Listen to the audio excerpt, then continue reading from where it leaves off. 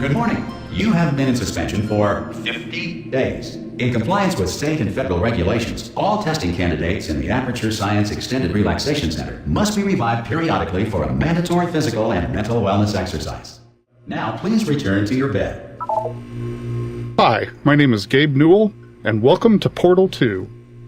When we released the original Portal in 2007, it was an experiment to see how gamers would respond to a different kind of gameplay and storytelling experience. Portal went on to win a bunch of awards, sell many copies, and, most importantly, resonate with gamers in a way that no other Valve title has. The challenges for us in building Portal 2 were to live up to people's expectations, to take you back to the world of Chell and Aperture Science, and to surprise gamers again, not with more of the same, but with more of the new. And I think it will be, mostly, a pleasant surprise. To listen to a commentary node, put your crosshair over the floating commentary symbol and press your Use key. To stop a commentary node, put your crosshair over the rotating node and press the Use key again. Some commentary nodes may take control of the game in order to show something to you. In these cases, simply press your Use key again to stop the commentary. Please let me know what you think after you've had a chance to play Portal 2. I can be reached at gaben@valvesoftware.com. I get about 10,000 emails each time we release a game, and while I can't respond to all of them, I do read all of them. Thanks, and have fun. The idea of being stuck forever in a state of stasis that looked like a crappy old motel room had been in our minds for a long time, but we weren't sure exactly how we wanted to rip you out of it. There was some debate over whether the opening sequence happened inside the player's head or not. There was an alternate opening where Aperture had hooked up all of its cryo-stored test subjects to an incredibly boring hotel room simulator, which Wheatley would then wake the player from. Eventually, this was discarded as too difficult to explain in the short time allotted, and we opted to change the hotel room to a container ride on a rail. This allowed us to show the player, rather than tell them about how they and other test subjects have been stored, show some of the scale of the facility, and even hint at how much time has passed. We also get to gradually reveal all of this through the destruction of the container itself as it moves and bangs into things. Overall, this gives the player a much more dynamic and visceral introduction to Portal 2. The writers went back and forth over whether or not Wheatley had tried escaping with other test subjects before waking the player up. It was an interesting idea, and you can still hear remnants of this story arc in some of the dialogue. But at the end of the day, it was just too expansive a concept to sell. So it's hinted at, but not overtly mentioned until the end. The container ride destruction sequence provided some unique technical challenges. The dynamics you experience are actually computed as two separate but nested simulations. The first is a core-scale simulation designed as a stress element analysis pass. This pass computes the overall gross motion of the container itself and computes the collisions and breakpoints based on path keyframe data and a network of constraints. As the container bumps and crashes along, the constraints start breaking and the room progressively starts to come apart. There are over 300 rigid bodies and 900 constraints in this rig, all individually configured for properties like tensile, friction, and collision response. The core simulation portrayed gross motion that captured the main dynamics of the ride, but not the fine details. The product of the core simulation was then used to deform spline-based surfaces representing the container geometry, which in turn were parents to fine debris anchored as rigid bodies. As the surface deformations increase, anchors are broken and the fine debris rigid bodies are released into the simulation. The fine simulation also includes the interior furniture and the model detailing. The two simulations were then connected using cache data and were driven together by a series of scripts. Due to the computational complexities of having two nested simulations, we had to come up with some solutions to some interesting mathematical problems. One problem was that the nested nature of the simulations resulted in some instability in the fine debris calculations due to floating point computational limits. The solution employed for this was to compute the fine debris on a stage where the root transform of the core simulation was essentially cancelled out and stored for later use. This allowed us to more accurately detect the fine interactions between the debris and the environment. Post-simulation, the root transform position and inertia were reapplied to the details. We solved the problem of trying to compute the player within this highly dynamic environment by putting them in a virtual room that has all the base shapes of the rendered container, but is simply used to compute player navigation. It's hidden somewhere else in the map. The viewpoint of the player is then parented to the course simulation transform, resulting in the final rendered frame. At the end of the ride, the player is teleported into the actual game space. The simulations were iterative, enabling us to sculpt the dynamics in parallel with gameplay design. In the final product there are over 1,200 rigid bodies, 900 constraints and 1,000 joints. With all the iterations combined, the actual runtime spent computing the simulation was 92.4875 days. This room is meant to teach players the fundamentals of portals, connecting them to two places in the world. As the blue portal moves around the world, the orange stays rooted. In the original portal, this room had these portals moving by themselves on a timer. This led to most people simply staring through their orange portal, waiting for the blue one to end up in the right place. We felt that altering this to make the players decide where the portals came out was more instructive, and meant that players who already knew how to use portals could solve this puzzle both quickly and with authority. We thought of making a whole new character for Portal 2, but we didn't want to lose the relationship between Gladys and Chill that began in Portal 1. Once we decided to stay with Chill, we wanted to improve her look, updating her leg springs and jumpsuit to have a more functional design. At the same time, we didn't want players to not recognize her, so we kept a lot of the iconic elements like the color orange. She has folded down her jumpsuit to show she has essentially rolled up her sleeves and shed some of the aperture label.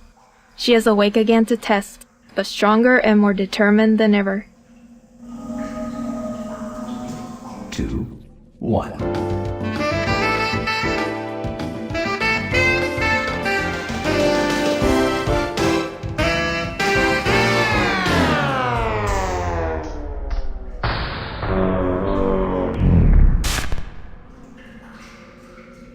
This map was one of the first of the older Portal maps that we beat up and decayed to bind the two games together. The Smooth Jazz joke is probably the oldest one in the game. The team discovered through playtesting that Smooth Jazz was funny to all ages, genders, and cultures. Starting out in the ruins of the test chambers from the first Portal was our goal pretty much from day one.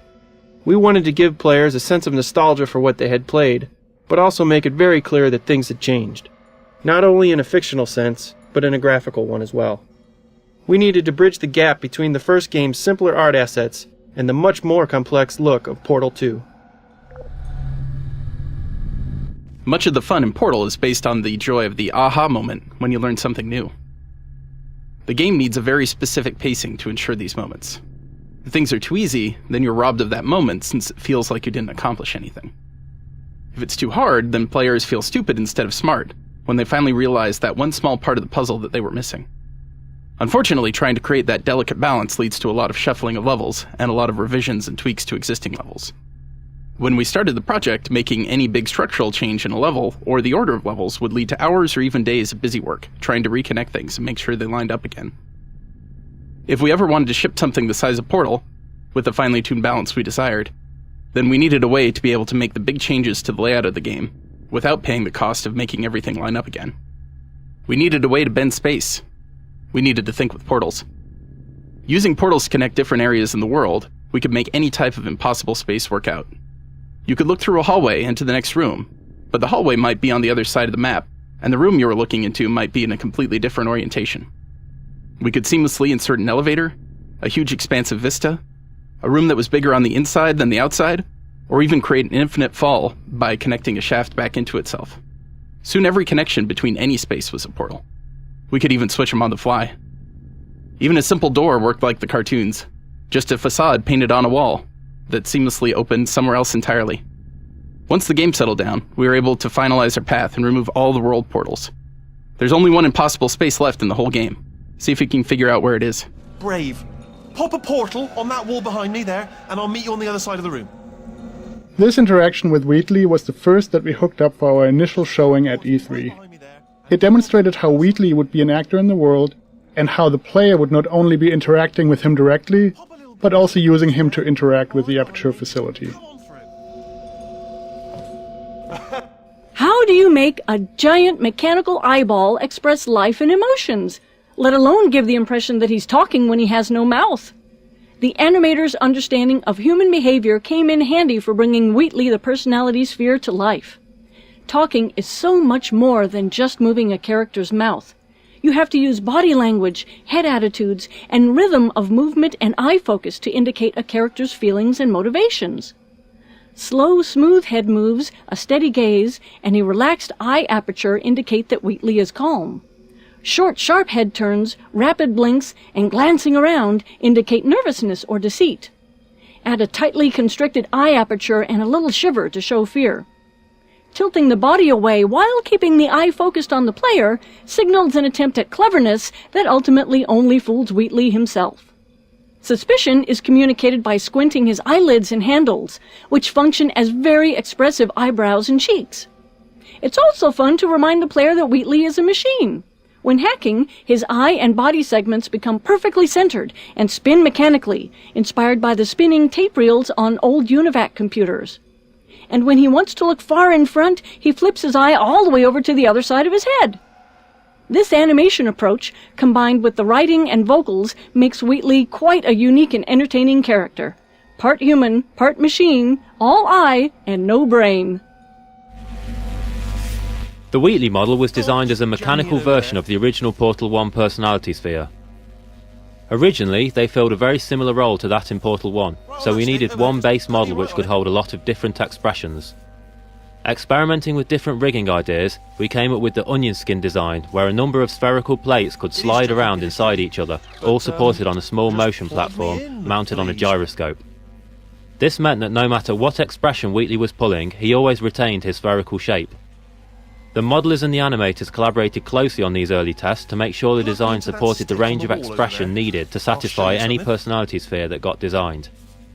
Lots of ideas were thrown out, such as a small internal robot arm that Wheatley could pull out of one of his ports and pull himself around with. We were careful to make the mechanics look plausible, but we had to cheat the eyelids, since they ended up being a physical impossibility. There was no way all that geometry could fit into the space around his eye without clipping out the other side. But they were such an essential feature of the model that we resorted to crushing them up inside the eye, where the player can't see them. Originally, GLaDOS was built to curl up and disguise herself as one of her rings, potentially explaining how she had survived the explosion at the end of Portal 1.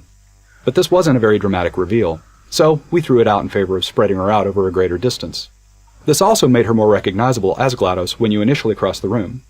The actual wake-up animation was a combination of simulated animation with a layer of hand-keyed animation over the top. A two-stage model was created for this scene. The first stage had separate pieces and connecting cables that would be drawn together by running a physics simulation so that the pieces would interact with the environment. Physics simulations were also used to break apart the objects GLaDOS crashed into while she writhes around. At the point where GLaDOS rises free of contact with the ground, she switches instantaneously to a fully connected model with controls for hand-keyed animation. From this point, the animator enhanced GLaDOS's awakening by hand, choreographing the violent chaos of her re-emerging consciousness, while at the same time conveying the weight of a machine the size of an airliner. Once the hand-keyed animation was done, a final simulation pass was run to animate the cables and dangling parts of GLaDOS's body. The scene was produced very rapidly for an E3 deadline, and a traditional rig for the sequence was never fully realized.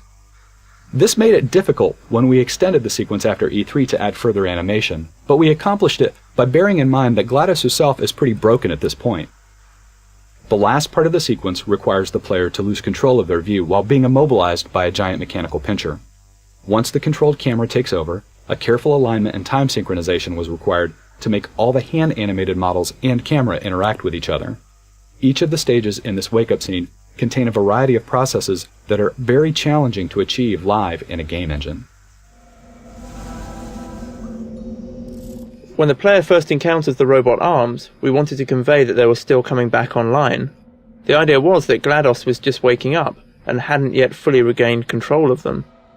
Slowly over the course of the first few levels of this act, she gets more sure of herself, and her ability to alter and mess with the lab increases. The arms presented a number of challenges, the key one being the interaction with the player. It was easy for the player to get stuck behind or inside of the models if they did something too complex.